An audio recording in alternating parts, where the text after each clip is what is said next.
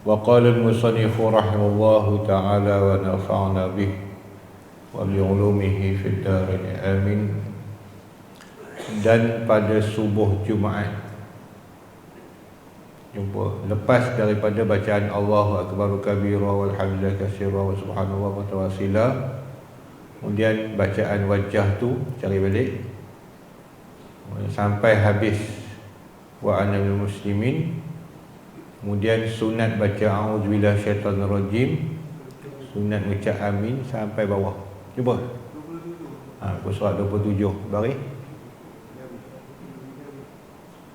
Cuba surat 27 kitab Rumi. Jawi tu, Jawi baru. Jawi baru ni, Jawi lama. Okey.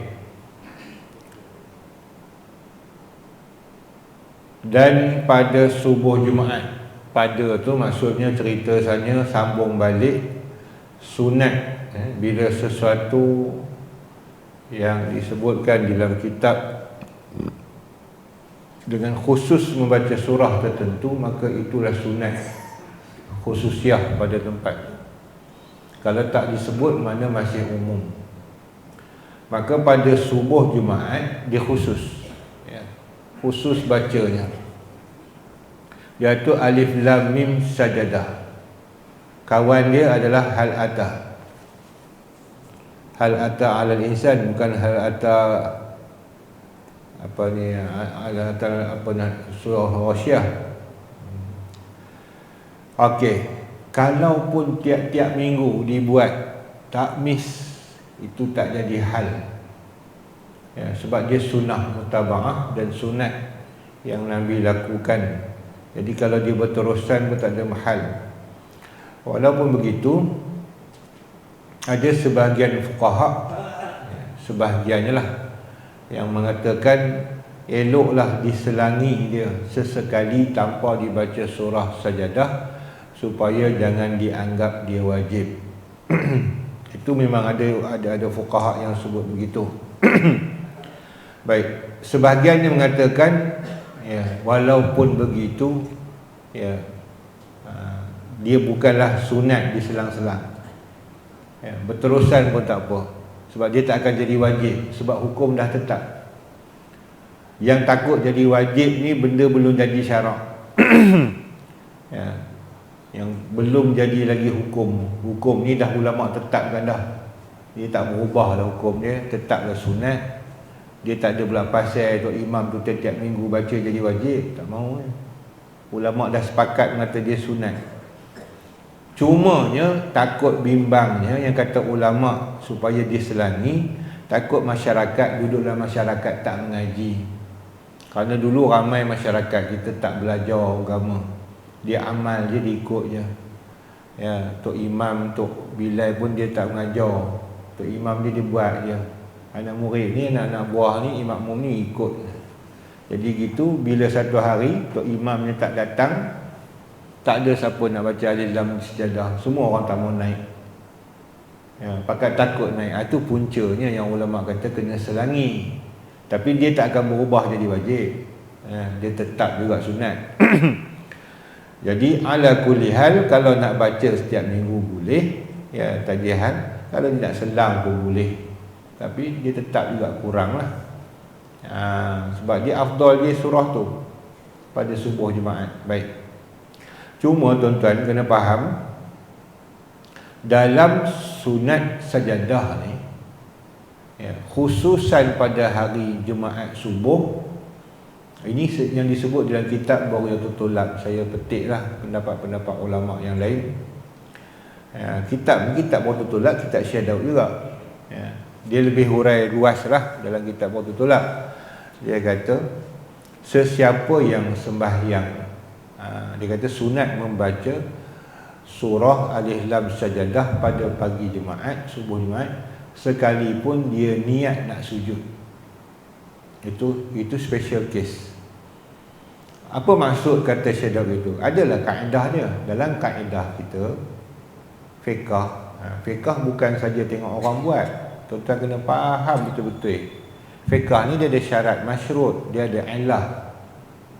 Jadi kaedah surah sejadah ni hukumnya tidak sah sujud sejadah kalau dia niat pada awal nak sujud sejadah. Contohnya hari Jumaat, dulu jadi style gitu, tok imam tu nak baca surah yang melibatkan sajadah. Kemudian dia pesan nak murid, murid lah makmumnya, tuan-tuan kita akan baca satu surah ni kan kita nak sujud, tuan-tuan sujudlah, jangan pula tak sujud je. Itu makna berniat nak sujud daripada awal. Hukumnya tak sah semayang, batal. Itu kaedah fiqh lah tuan. Ya. Kecuali dia mengamalkan, menghatamkan Quran macam di Mekah. Sebulan Ramadan tu dia khatam, maka tok imam dia sampai surah Jadah dia sujud. Ya. Pada ni yang sebut ni pada pandangan mazhab Syafi'i tuan-tuan. Mazhab lain saya tak tahu, saya tak belajar. Ya. Jadi Mekah tu mazhabnya Hambali, itu satu hal lah. Ya. Tapi saya buat contoh, kalau Syafi'i sendiri pun, kalau dia jadi imam ni adalah untuk menghatamkan Quran, kebetulan sampai surah Sajadah, dalam sembahyang pun sunat sujud. Tapi kalau dia saja memang tempa nak sujud pada sembahyang Zuhur, batal. Atau sembahyang Jumaat. Begitu juga surah lain. Itu tak tahu. Tu tak kira surah apa pun yang dibaca, sama ada Alif Lam Tanzil, sama ada surah sejadah yang lain atau ayat-ayat sejadah yang lain, dibaca lain daripada subuh Jumaat dengan niat. Kita faham tak? Dengan niat nak sujud, batal. Sebab dia menambah rukun. Tapi kalau subuh Jumaat niat sujud pun tak batal. Ya, sebab surah sejadah tu sunat, dan sunatlah sujud pada pagi itu. Sebenarnya dia bukan suruh sujud, dia suruh baca surah sejadah. Kebetulan dah baca surah sejadah, Nabi sujud, maka kita ikut, itu je. Sebab tempat lain tak lihat Nabi sujud. Okey, satu. Yang kedua, surah sejadah sendiri, Alif Lam Tanzil, dibaca lain pada subuh, ya, Jumaat, walaupun surahnya batal, saya kata tadi. Okey. Dengan niat nak sujud. Kalau tak niat sujud tak apa. Yang ketiga, surah lain pada surah Sajadah, Alif Lam Tanzil, dibaca pada subuh Jumaat. Tujuan dia nak sujud sajadah. Dia tak habis surah Alif Lam Tanzil, dia baca surah Iqra' wasjud waqtarib, dia tengok ada lambang kepala masjid tu, dia kata boleh sujud, sujud. Batal sembahyang. Sebab dia bukan suruh sujud, dia suruh baca surah Alif Lam Tanzil. Jadi kalau kita makmum macam mana? Janganlah ikut imam tu, mufarakah. Ya. Baik. Ataupun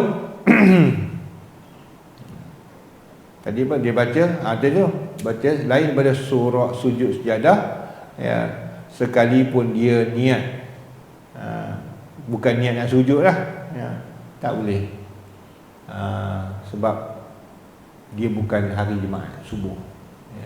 Okey, tu kena ingat. Jadi tak ada kait lah, dia kata janganlah baca setiap minggu jadi wajib, tak, dia tak jadi wajib. Okey, boleh tak baca surah sejadah dengan rakaat keduanya bukan baca surah Alif Lam Tanzil? Tak kira. Walaupun baca separuh-separuh, walaupun tidak afdal, kurang fadilatnya membaca separuh-separuh, tapi boleh sujud. Sujud tetap boleh lah, tak jadi batal. Okey, dan sunat mengucap takbir intiqalat. Mengucap takbir intiqalat yang 5. Ada 5 takbir intiqalat. 1 takbiratul ihram.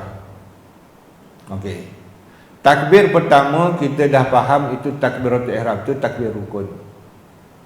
Apa makna takbir? Saya pun dah jelaskan kepada tuan-tuan, iaitu mengucap Allahu Akbar. Angkat tangan tu adalah sunat yang lain, bukan masuk pada istilah takbir. Cuma dia kata ketika takbiratul ihram maka sunat mengangkat tangan. Ada sunat yang menyertai dengan takbiratul ihram, ya, dia serta. Dia bukan angkat tangan tu nama takbir, tak. Okey. Iaitu takbir rokok. Masa nak rokok, Allahu Akbar. Itu takbir intiqalat. Dalam mazhab Syafi'i, takbir intiqalat boleh dipanjangkan sehingga 14 harakah atau 7 alif. Takbiratul ihram, kita kena faham ni. Takbiratul ihram dia bukan takbir intiqalat, maka dia sunat dibaca dengan mat asli 2 rakaat. Kalau terajak tak apa, tak batal. Cuma kurang afdal atau jatuh makruh.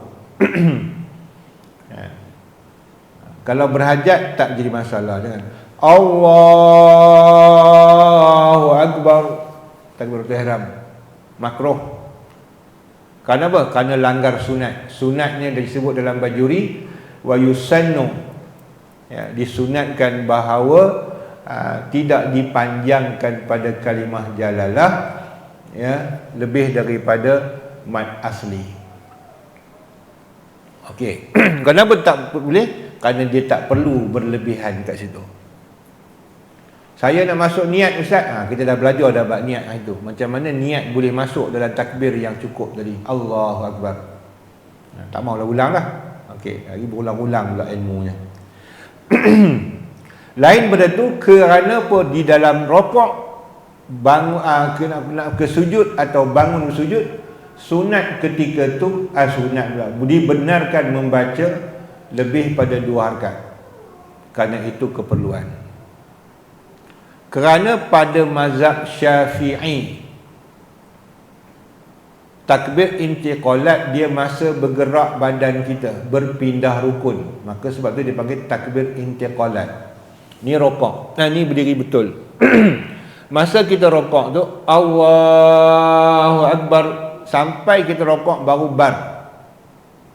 Sunat macam ni tuan-tuan, sunat. Allahu Akbar, Sami Allahu liman hamidah, dia tegak. Dia tak mau Allahu Akbar, dia turun senyap. Itu salah. Salahnya bukan batal lah, salahnya tak dapat fadilat takbir intiqalat. Sebab bukan tempat dia. Masuk bukan mesin dia, gagal lah. Bukan tempat yang sepatut dimasukkan duit. Kita masuk tabung lain, mesin lain, habislah. Duit tu lembuh lah. Dia mesti ikut dia punya peraturan. Itu peraturan mazhab kita. Jadi kalau kita takbir intiqalat pada tempat bukan dia, maka dia tak nama intiqalat. Kita masih qiyam. Masa qiyam, ini masih qiyam walaupun tak baca apa. Allahu Akbar. Masa tu takbiratul ihram dia di tempat mana? Bukan berpindah, dia masih qiyam. Dia pun tunduk. Masa tunduk dia bunyi tak? Tak berbunyi. Sebab dia dah takbir siap dah. Allahu Akbar. Maka masa dia rokok itu tidak ada bacaan. Itu yang masuk makruh. Tak boleh. Sami Allahu liman hamidah. Gitu. Jangan Sami Allahu liman hamidah baru dia bangun. Tak boleh. Tak boleh tu bukan haram, bukan tak sah. Tak boleh tu tak menepati benda sunat tadi. Sebab pada pandangan kita mazhab Syafi'i, kita tidak boleh duduk diam dalam sembahyang daripada zikrullah. Dia tak boleh senyap. Dia tak ada waktu senyap.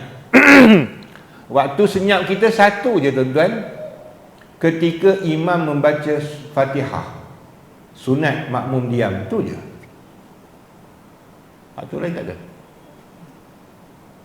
Kemudian imam baca surah, kita dah habis baca rukun, kita kena diam. Tak boleh zikir apa dah. Waktu lain kita kena zikir. Ataupun waktu baca qunut, kita makmum, ada diam. Itu pun separuh diam, separuh kena baca sendiri. Nanti sampai bab dia kita sebut lah. Faham? Jadi tu kadang-kadang kita gagal faham tu. Kemudian maka sebab itu bila kita daripada atas, Sami Allahu liman hamidah, kita bangun. Kemudian nak rokok, nak sujud, Allahu Akbar, lama dah sikit sebab nak turun lutut dulu, barulah turun tapak tangan, baru dahi kita dah tunjuk itu. Lambat tak? Lambat. Sebab itu jadi 14 harakat dibenarkan. Dia tak boleh. Kalau kita buat 2 harakat, Allahu Akbar, kita bergerak tadi tak berbunyi sampai dahi ke lantai, maka perbuatan tadi itu ada kosong daripada zikrullah. Dia bergerak badan tapi mulut tak berbunyi, tak mau. Itu karaha. Maka peraturan kita Allahu Akbar, kemudian Allahu Akbar gitu. Sampailah bangun. Ganti hidung pula. Okey. Berbeza kami lihat di Mekah pun. Di kurang lain sikit. Ya. Di Mesir lah. Di Mesir ni kebanyakan. Saya pun tak tahu apa mazhab yang dipegang sebenarnya oleh orang Mesir. Ya, ada yang pakai Maliki, ada pakai Hanbali, ada yang pakai Syafi'i. Tapi cara imam ni yang melaksanakan sembahyang sama je. Masjid mana pun sama. Iaitu dia cepat. Allahu Akbar. Tu takbiratul ihram dia. Tak adalah panjang macam kita. Allahu Akbar. Lambat. Kita Allahu Akbar. Kita pun makmum Allahu Akbar. Allahu Akbar dia rokok. Tak adanya Allahu Akbar ada. Allahu Akbar. Sami Allahu liman hamidah. Dia bangun tu, dia sami Allah dulu baru dia bangun. Allahu Akbar, baru dia tunduk. Jadi last kali dia panjang. Itu yang siapa tak biasa dia ceraku. Nak duduk tahiyat akhir tu, Allahu Akbar. Kita mula sampai masjid tu, tu imam ni tak buat tahiyat ke, dia terus bangun ke? Kita selalu panjang gitu. Ya, rupanya duduk tahiyat. Jadi satu ketika Syekh kami mengajar, Syekh Nuruddin, habis mengaji dia panggil, Syekh dia kata, kamu ni kenapa kamu takbir intiqalat kamu tak sama dengan kami? Ya, kamu panjang, Allahu Akbar, Allahu Akbar. Ya, jadi Syekh jawab, kami mazhab Syafi'i. Mazhab Syafi'i ini dia memang macam tu. Dia mesti bergerak sambil dia berhenti baru dia berhenti. Jadi panjanglah. Dia kata kamu duduk negeri kamu, tak apalah buat. Ni kamu duduk Mesir, kamu ikut cara Mesir lah. Dia marah. Orang Arab tu perangai gitu. Dia tak boleh kita tak sama dengan dia. Ya. Jadi Syekh kata, tak apalah, aku diam lah, kata dia. Ya, malas nak berlawan. Dia kata sebab apa? Al-mukhtal la tunkaru umurul mukhtalif bih. Ya, jangan duk bertekak lah dengan benda yang ikhtilaf ulama padanya. Dia mazhab dia tak setuju, biarlah. Ya, tak payah kita nak ni. Ni tak ada buang masa je bertengkar pun. Tapi nak beritahu gitulah. Tu cara dia memang. Mekah pun kadang-kadang begitu juga. Dia Allahu Akbar, Allahu Akbar gitu.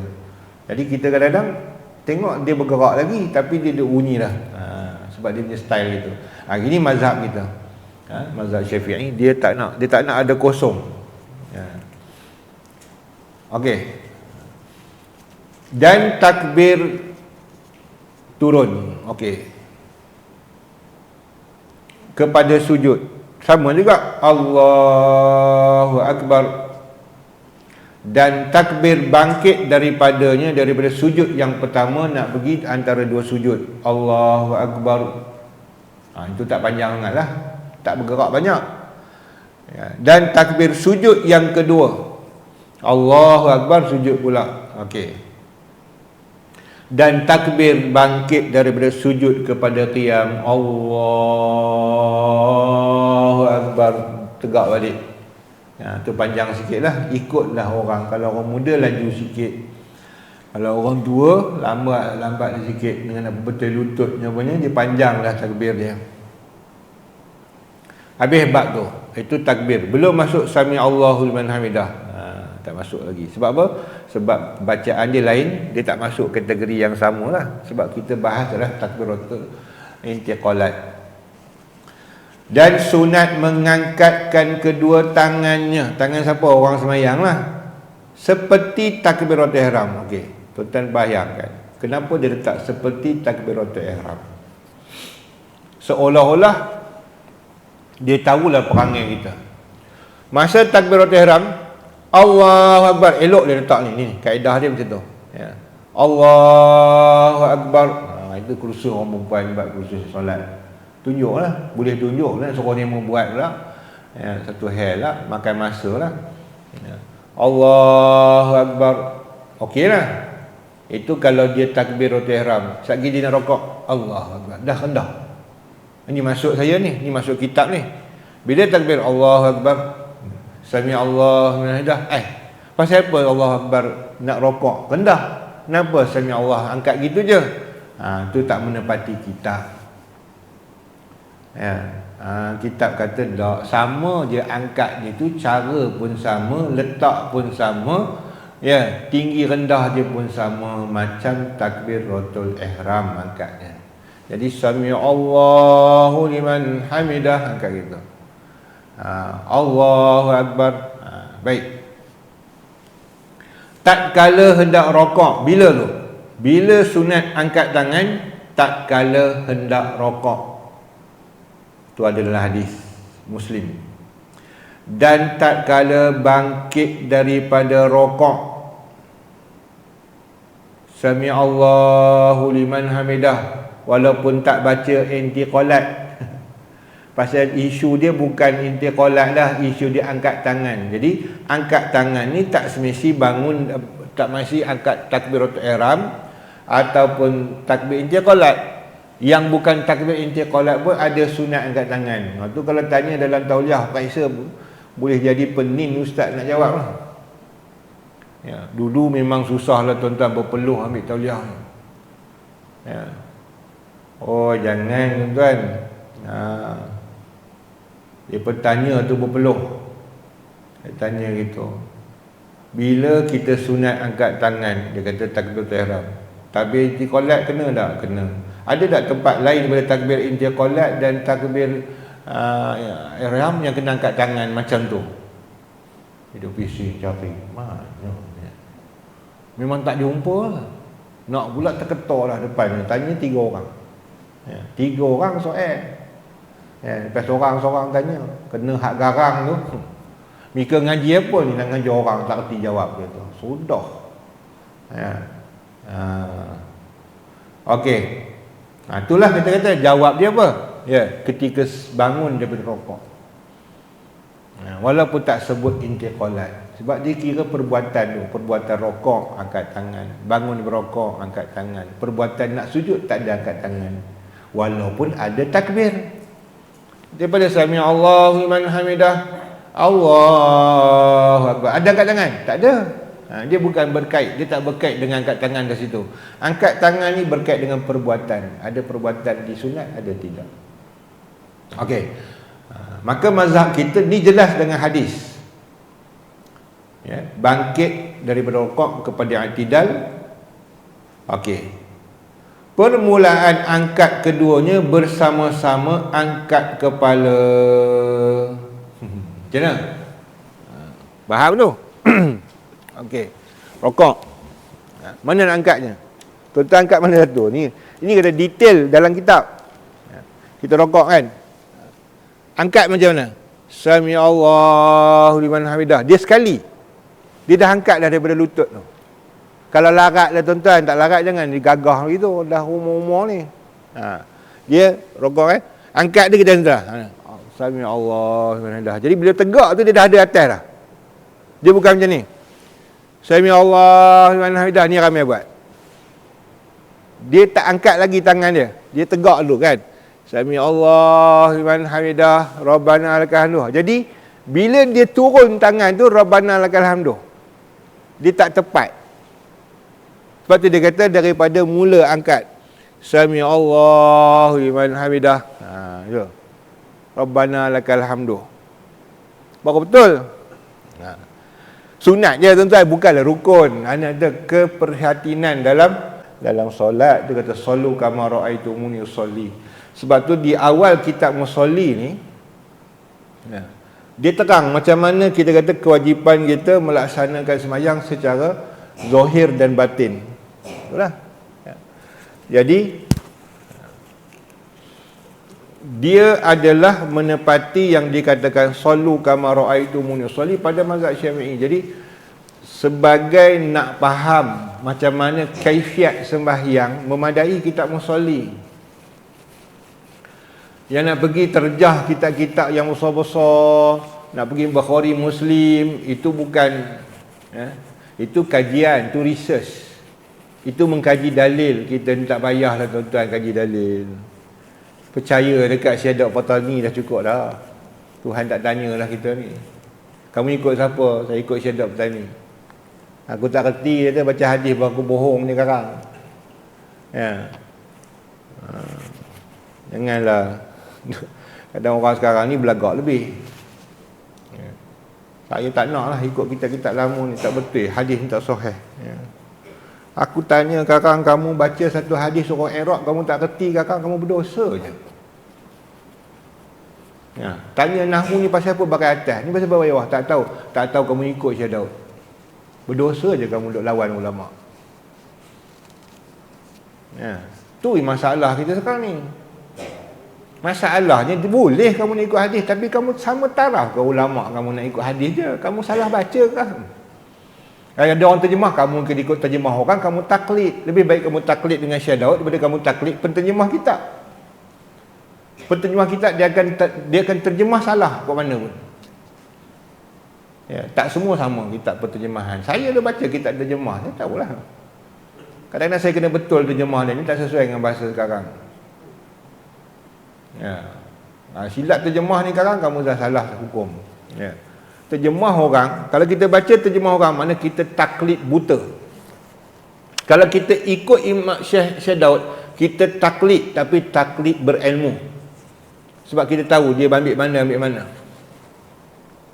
Waktu kita kata nak baca kemeh nak semayang, tengok kitab Syekh Daud. Detail tuan-tuan, kalau ikut bahasa semayang, daripada letak tangan, daripada letak sini, semua ada. Ya, semua tu diikut sunnah.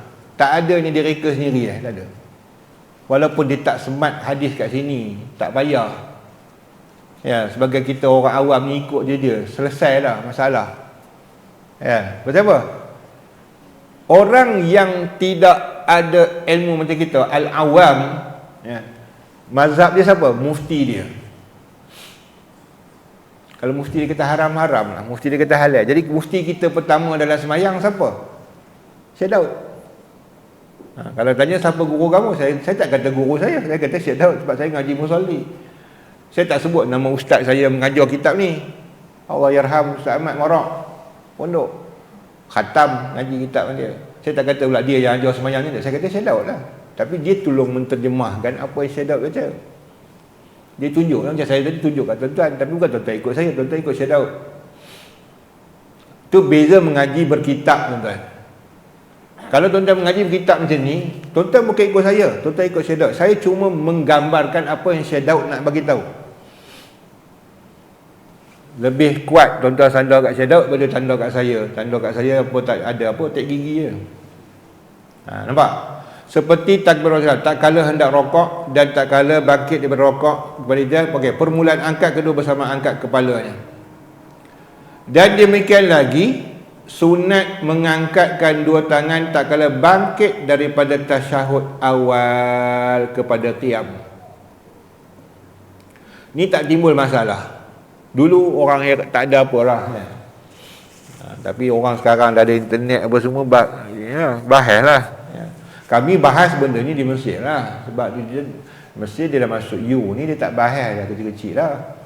Dia bahas besar-besar lah. Baik. Maka dalam bidang hadis, kebetulan bukan bahas fiqh, kami kena dibentangkan mengenalkan, bukan mengaji tuan-tuan. Di Mesir ni bukan mengaji sangat.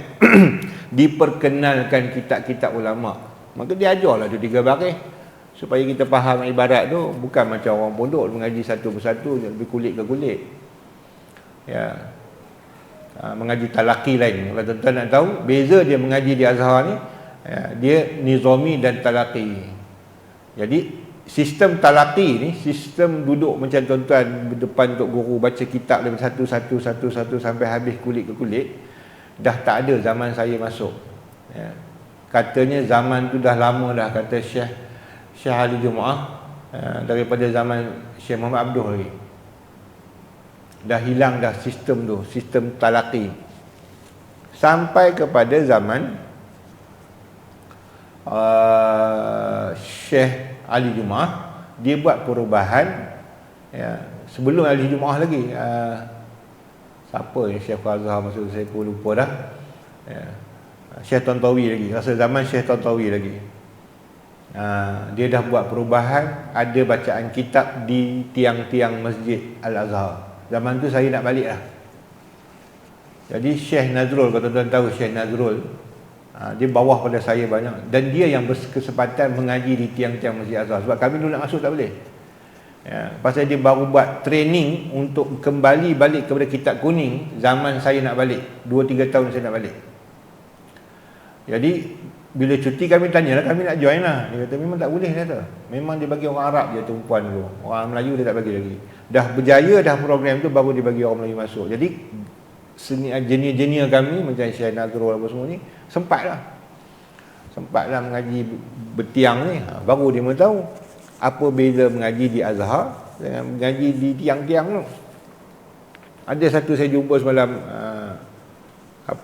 podcast apa dia panggil, dia berterus terang macam mana beza mengaji Azhar. Dia kata tak pernah mengaji lagi macam mana mengaji di tiang-tiang ni. Bila dia mengaji di tiang-tiang tu, dia rasa menyesal sangat, dia rasa dia tak ada ilmu.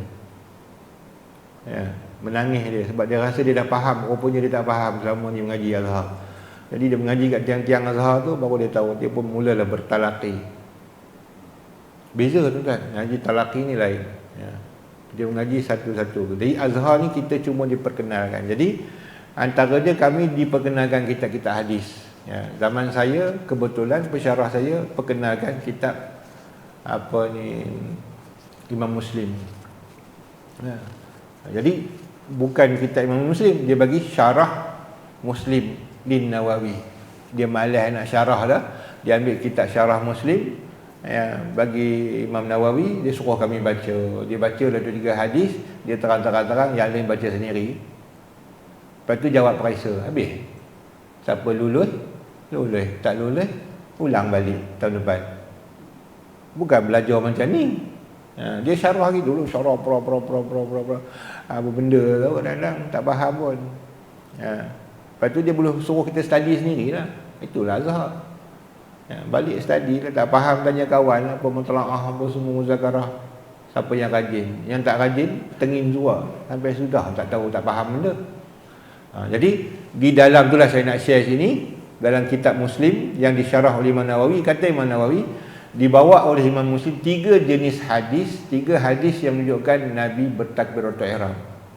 Di situlah gambaran berbeza mazhab. Jadi kata dia, 3 hadis tu memang tidak ada angkat tangan ketika bangun daripada tahiyat awal. Tak ada. Sebab tu dia tengok mazhab Hanafi, mazhab Hanbali, Arab kita pergi kan, yang mereka bukan mazhab Syafi'i, dia tak angkat lepas tahiyat, tak ada angkat. Ya, dia terus dia Allahu Akbar. Tambah orang Hanafi, dia angkat sekali atas kepala orang, yang lain semua tak angkat. Ya. Jadi kata Imam Nawawi, yang kata tasyahud tu angkat tangan adalah ijtihad Imam Syafi'i rahimahullah. Jadi oleh kerana kita mazhab Syafi'i Malaysia ni, kita ikutlah angkat tangan. Ya. Tu ijtihad. Kita boleh ikut ijtihad ulama, tak ada masalah. Ya. Dia kata sunat, kita ikut dia, dapat pahala sunat. Dia kata tak sunat, ikut dia, tak adalah sunat. Kita ni ikut dia. Lebih baik ikut muka kita ni daripada kita mereka sendiri, tuan-tuan. Tak ada jalan selamatnya. Saya nak kembali pada Quran sunnah saja, kata dosa kamu cari jalan sesat nanti. Ya, tak reti baca peta, jangan nak baca peta sendiri. Ya. Waze pun kena pakai, kena tipu berapa kali dah. Ya. Okey. Jadi kalau orang tanya mana jumpa hadisnya, tak ada. Hadis tak ada, tapi itu ijtihad Imam Syafi'i. Oleh kerana kita mazhab Syafi'i, kita ikutlah, apa masalah. Ya. Kita buatlah, bangun daripada. Sebab apa tu? Sebab kata Imam Syafi'i, itu kata ijtihad. Ijtihad ni dia ada kebolehan dia sebagai dia orang ulama yang mujtahid. Dia kiaskan pada benda tu wujud, cuma ditambah pada tahiyat awal tu, bangun pada tahiyat awal dia angkat tangan. Sebab apa?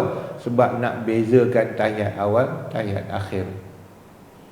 Jadi kalau makmum yang datang masbuk, dia boleh nampak dah imam ni rakaat ke berapa. Sekalipun ya, dia baru masuk tengok, gitu. Dan setengah sunat lagi, ya. Habislah angkat tangan tadi. Mengucap subhana rabbiyal azim wa bihamdih. Bila? 3 kali. Tak ada sami'ah ada bawah. Dia susun macam tu. Subhanal azim wa bihamdih 3 kali dalam rokok. Bila kita belajar kitab, tuan-tuan, fiqh ni luas, tuan-tuan. Jadi apa yang dipilih oleh Syekh Daud sepakat dengan segala ulama-ulama Nusantara, ya, dalam kitab-kitab ni banyak yang bacaan dia sama dengan orang. Subhanal azim wa bihamdih, subhanal azim wa bihamdih.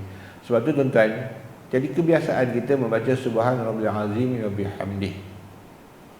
Ya, tapi kalau kita baca dengan pendetilan, memang ada berlaku khilaf di sana. Ya. Tapi tak timbul orang persoal zaman dulu. Sebab apa? Sebab semua ikut satu kitab je. Nak bising-bising buat apa? Nak mengaji banyak-banyak buat apa? Orang kampung mengaji benda yang sama, senang. Orang ni tengok sama, orang ni sama, aman damai. Tapi hari ini dengan zaman global, keterbukaan, bila dia mengaji satu benda yang lain, dia nak bawa dalam masyarakat. Macam aku nak buat macam ni. Ni yang salah ni. Jadi kita bergaduh. Ya, kenapa bergaduh? Sebab kita tak nak rujuk kitab yang sama. Kita kata aku ada kitab lain. Akhirnya kita jadi macam Mekah. Mekah lain, dia tak bergaduh. Kamu nak buat apa, buatlah. Aku tak ikut kamu ke? Kita tak. Kita bila orang tak ikut kita, kita kata orang tu salah. Nah, itu masalahnya.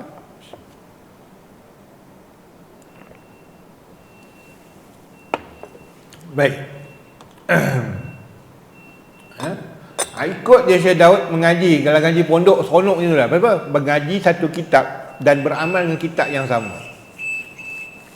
Semua mengaji pondok, awal baca musolli. Cara semayang sama. Siapa tak ikut, mana tak ikut kitab lah. Ada juga yang nakal, ikut lebih kurang. Dia kata tak payah ikut sunat, ikut yang wajib dah lah. Ada juga gitu, tu cerita lain. Ya, tapi kalau beramal sunat, sama je cara dia. Tak ada berbeza. Tak ada beza pandangan. Tak ada bergaduh pasal kunut tak kunut. Tak ada beza bergaduh sama wirid tak wirid. Sebab kitab yang dibaca satu je. Dia tak ada bahas. Buat apa nak bahas? Bukan kita ulama. Kita muqallid. Ikut je lah. Kita nak beramal soleh. Ada satu jalan yang dianggap bagi muktamad. Ikut tu je lah. Nak pusing-pusing lah. Ni hadis do'if lah. Hadis maudhu' lah. Nabi tak buat lah. Benda lah.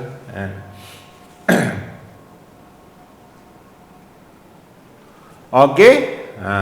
Tapi timbul, saya balik je daripada Mesir tahun 99, mana dekat tahun 2000 lah. Dah bunyi dah, ya, Mufti Allah Yarham Mufti Al-Husani bising gitu. Ni siapa pula keluar masalah, dia kata. Maksud tu saya tak tahulah masalah ni keluar ke mana. Tapi dia kata siapa yang keluarkan masalah ni, tak boleh baca wa bihamdih lah, apa benda lah, dia kata. Dia marah, ya. Ada pula dah, saya kata pendapat gitu. Rupanya makin lama makin ada. Ya. Mereka dah mula petikai dah, jangan baca wa bihamdih. Subhanal azimnya. Itu dalam satu riwayat. Riwayat kedua subhanal azim ada tambah lain, tapi tak ada wa bihamdih. Riwayat ketiga di hujung baru wa bihamdih. Jadi kalau nak baca wa bihamdih kena baca yang hadis yang panjang tu. Awak tak hafal lah kan. Dalam mustikah hadis tetap boleh rujuk sana ada. Jadi ulama ni dia cantai. Dia subhanal azim, kemudian dia ambil yang hujung wa bihamdih, dia masuk. Jadi dalam hadis memang tak ada. Dia sekarang pakai hadis. Dia tak nak gitu. Jadi ulama sepakat. Boleh tak? Boleh. Subhanallah azim wa bihamdih, sebab asalnya daripada hadis juga. Cuma diringkaskan. Sebab apa? Kita orang Melayu ni semayang, ya, selagi yang boleh mudah. Kalau dipayahkan dia mengapai pun makan masa 2-3 hari. Ungkapan pula ungkapan orang Arab. Kunut nak ajar budak sekolah rendah pun kunut tuan-tuan. Yang darjah 5 tu jenuh tuan-tuan. Ada 2 orang murid tu dah lah tak berapa pandai budaknya. Kemudian tahun 1, tahun 2 dia mengaji sekolah agama, tahun 3 dia berhenti. Tahun 4 dia tak bagi ngaji. Tahun 5 dia masuk asrama, asrama kampung.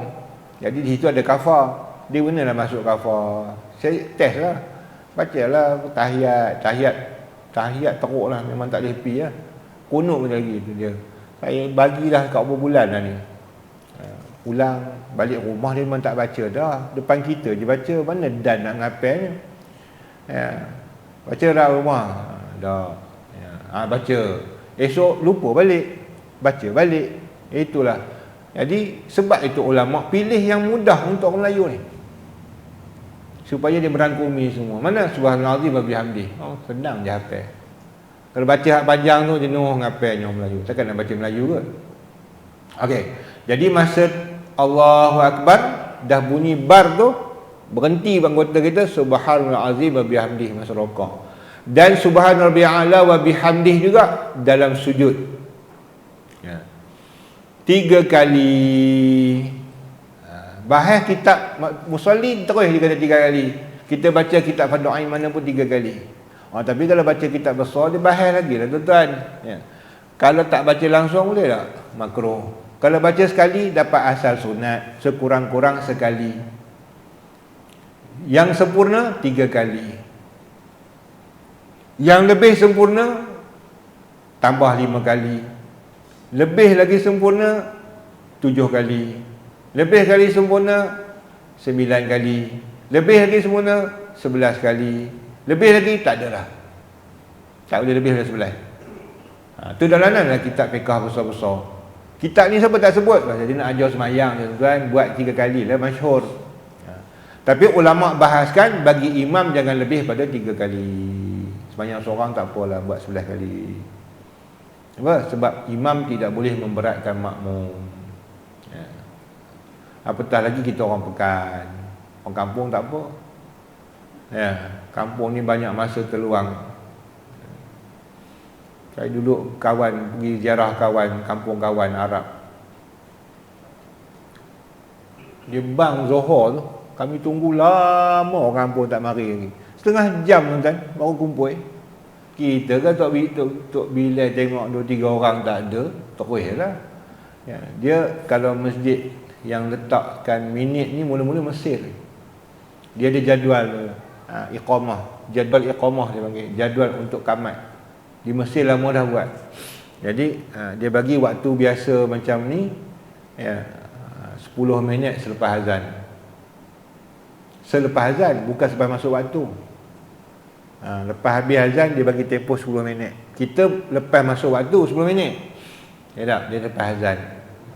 Jadi kita sampai tu kalau tu rasa nunggu lama jugalah. Kemudian maghrib dia cepat lagi lah. Sebab maghrib dia tak buat qabliyah. Orang Arab tak buat qabliyah. Isyak lama. Subuh paling lama lah. Subuh 25 minit selepas azan. Tunggu menung dah sejuk. Tu dia style dia gitu. Tak apalah. Dia orang kampung. Orang kampung lagi setengah jam tunggu. Sebab dia tak ada sibuk mana. Kita orang pekan bandar tak boleh lah buat gitu tuan-tuan. Buat esok istihar pula subuh 20 minit lepas azan. Orang nak pergi kerja menangis tunggu. Nak hantar anak sekolah lah apalah. Jadi hukum ni dia mengikut peredaran zaman, masa, tempat. Dia bukan semua boleh sama rata, tak boleh. Kalau tok guru pondok dulu Pak Tegeroh lepas subuh dia boleh khatam 40 Fatihah macam orang tua saya. Baru disuruh anak murid qamat. Khatam 40 Fatihah baru qamat subuh. Buat masjid An-Naim tengok. Tak boleh bawa benda-benda yang di tempat kita yang sesuai tempat kita, kadang-kadang tak sesuai tempat orang. Dan dilebihkan pada rokoknya, kemudian daripada tasbihnya. Apa maksudnya? Rokok mana ni? Sujud 3 kali dan dilebihkan pada rokoknya, Kemudian dia bertasbihnya jika ada orang munfarid. Ya, kalau dia sembahyang seorang diri, pada rokok baca ni tambahnya. Ya.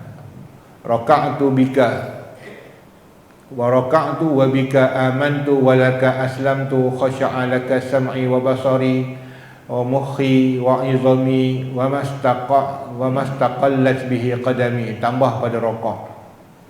Kemudian boleh tambah lagi pada sujud, Allahumma laka sajadtu wa bika amantu wa laka aslamtu. Ya, sajada wajhiya alladhi khalaqahu wa sawwarahu wa syaqqa samahu wa sarahu tabaraka wa hu ahsanul khaliqin. Yang ini dibaca selepas baca subhanal azim wa bihamdi dengan subhanallahi ala wa bihamdi. Wallahu a'lam tadi ya. Dan sunat, sebenarnya sunat mengucap sami Allah. Nanti kita baca bab sami Allah pula.